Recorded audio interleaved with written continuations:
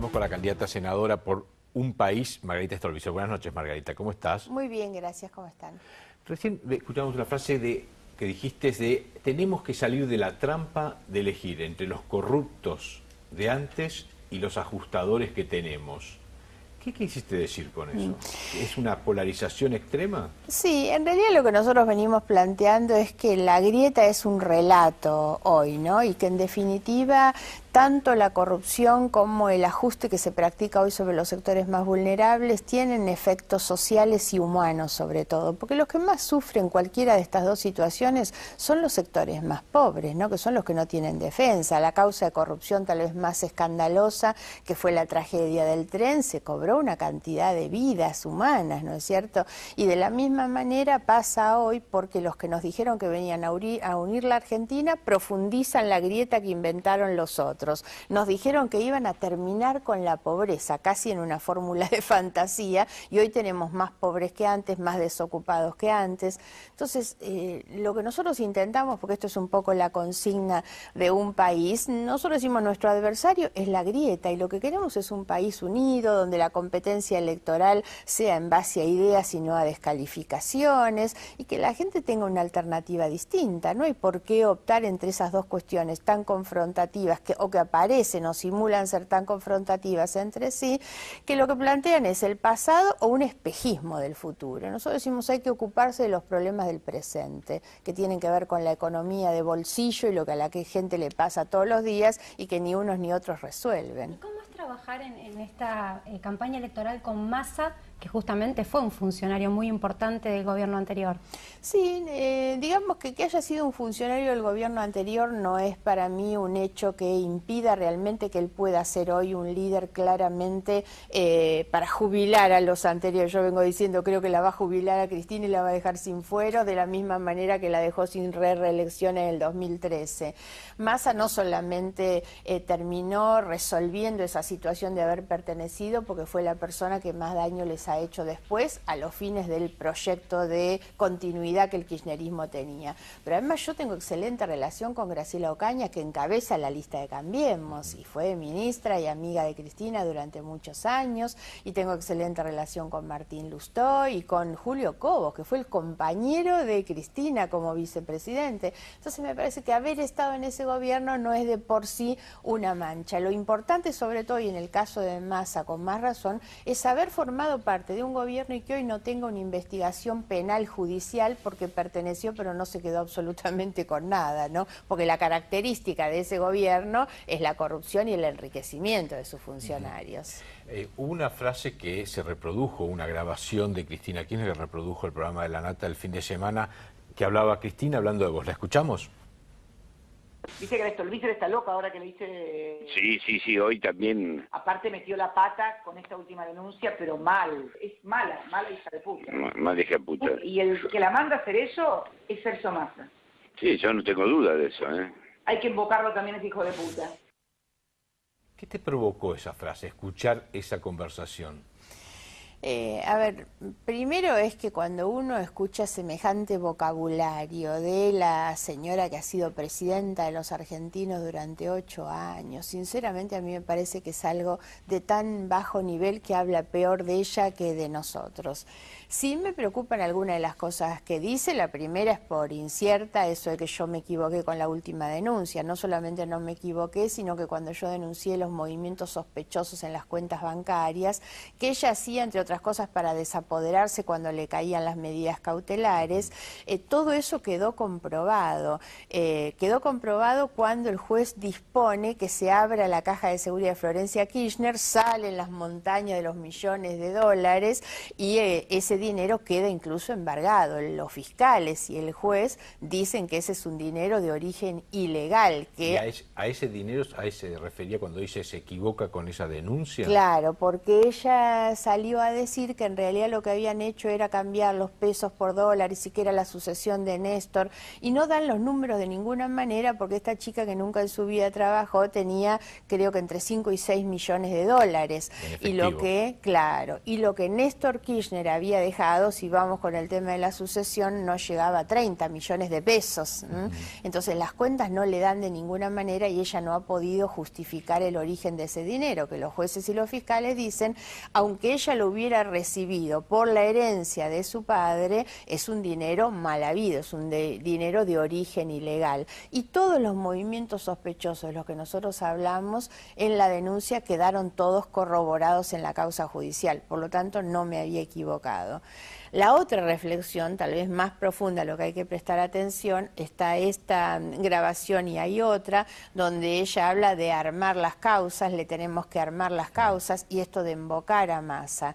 Eso va en línea con el comportamiento que han tenido. Cada vez que yo hice una denuncia, que nunca hago cosas al azar, la verdad que cuando presento con documentación, cosas muy fundadas, trato de ser seria en las cosas que hago, y atrás de eso siempre me han mandado denuncias disparatadas, denuncia por enriquecimiento me han hecho, que es una cosa absolutamente ridícula, denuncia por usar información de la AFIP, por ejemplo, todas denuncias que fueron rechazadas, pero se nota evidentemente esta idea de armar las causas. O sea, vos decís que atrás de las denuncias que hacen siempre está Cristina contestándote a una investigación tuya. Pero es que ella lo dice ahí, cuando ella dice en esta escucha y en la otra, hay que armarles causas, hay que invocarlos, ¿qué es lo que quiere decir? Bueno, Massa salió a decir, ya me invocaron cuando me mandaron el oficial de inteligencia y le entró en la casa, ¿no? Esa es una forma de buscar invocarlo también, ¿no? Es una práctica, eso me parece realmente peligroso, ¿no? Y por eso creo que atrás de las escuchas y de los insultos, todo lo grosero que puede hacer,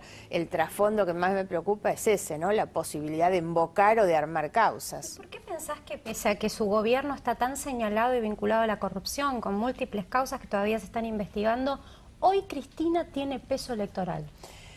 Te diría dos cuestiones. La primera es que me animo a poner por lo menos en duda, bajo un manto de duda, cuánto es realmente la potencialidad de lo que dicen que tiene. Yo creo que atrás de eso está el interés de la grieta, el interés de instalar a Cristina con una potencialidad que a mi juicio no tiene, pero que eso es funcional a la estrategia del gobierno, que es el miedo. La estrategia del gobierno es decir, ojo que viene Cristina, Cristina tiene todo esto, entonces vótennos a nosotros.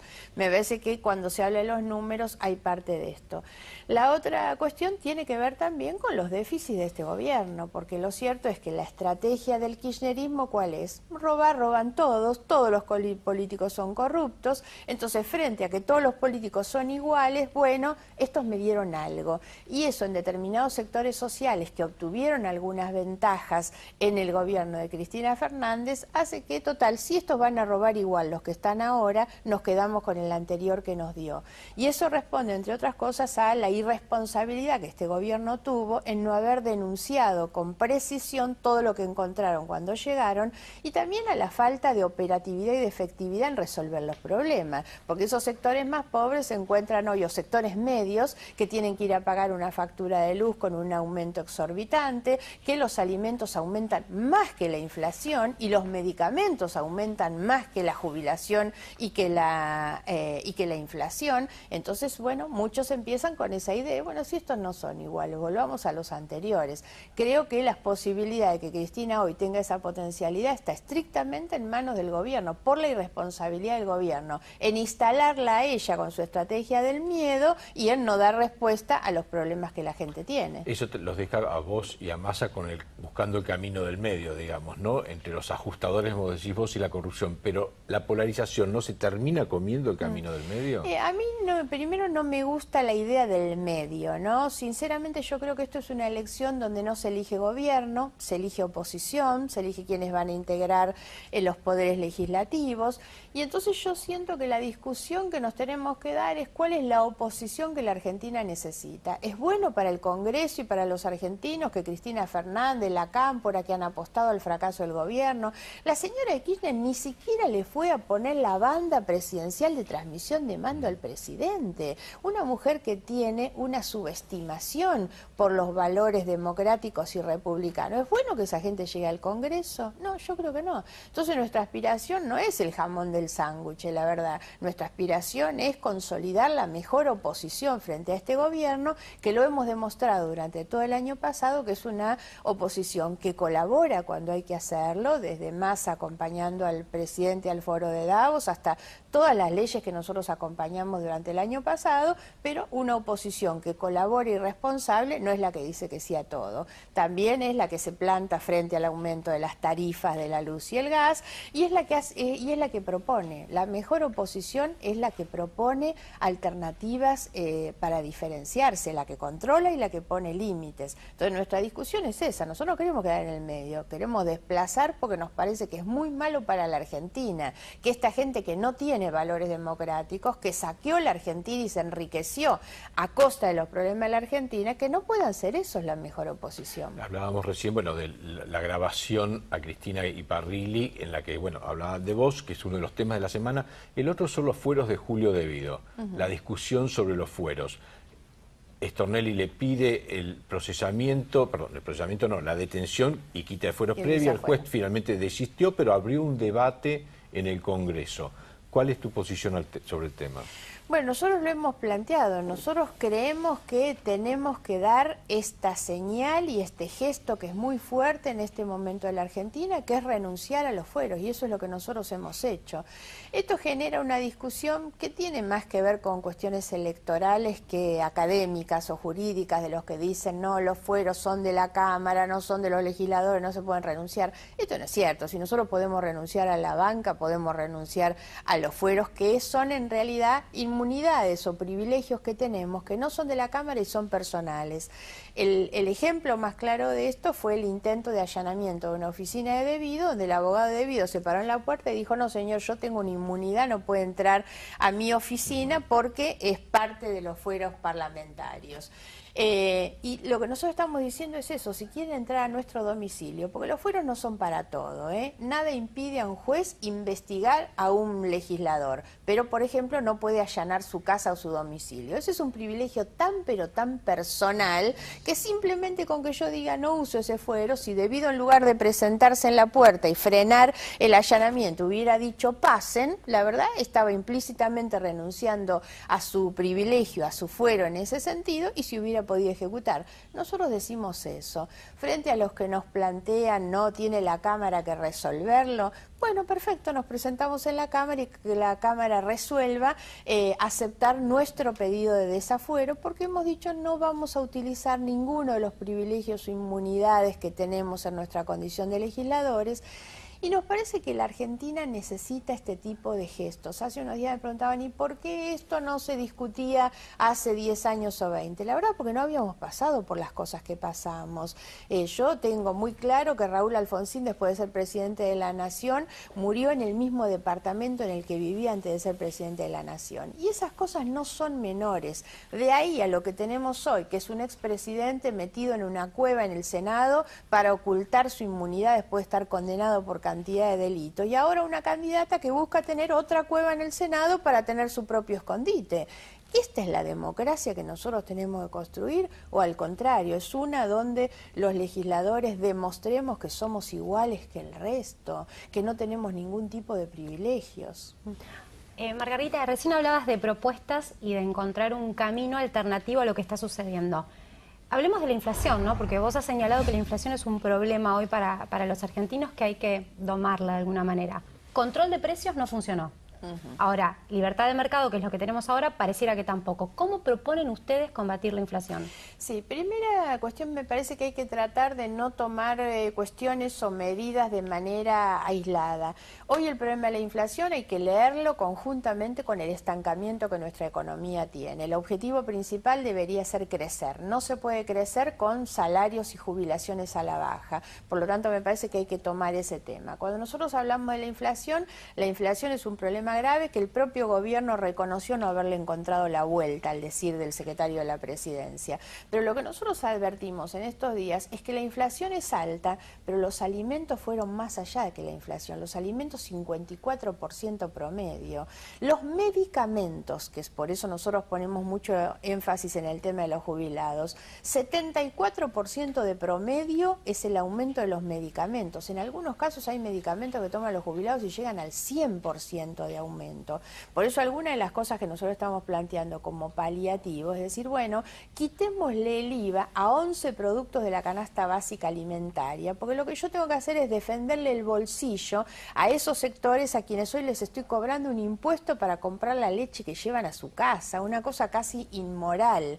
Y sobre todo, pensando que eso es no solamente proteger el tema de bolsillo. Cuando yo le dejo que le rinda un poquito más el salario o la jubilación, en una familia el cálculo es más o menos entre 1.000 y 1.200, para un jubilado entre 400 y 600, si yo elimino el IVA, sino que además eso lo que produce es que ese que tiene un poquito más de plata sale y lo gasta en consumir otros productos y servicios que otros ofrecen, y eso es lo que dinamiza la economía. Hoy el gobierno cree que solamente la apuesta a la inversión extranjera nos va a salvar, y esto no es así. Hay cantidades de pymes hoy que lo que necesitan es algún incentivo propio para que la inversión sea nacional, y son los que dan más rápido y de más calidad generación de puestos de trabajo. Entonces hay que mirar todo esto en su conjunto. La inflación se va a reducir no con el control de los precios, se va a reducir primero con acuerdos políticos, económicos y sociales, pero sobre todo mejorando la producción.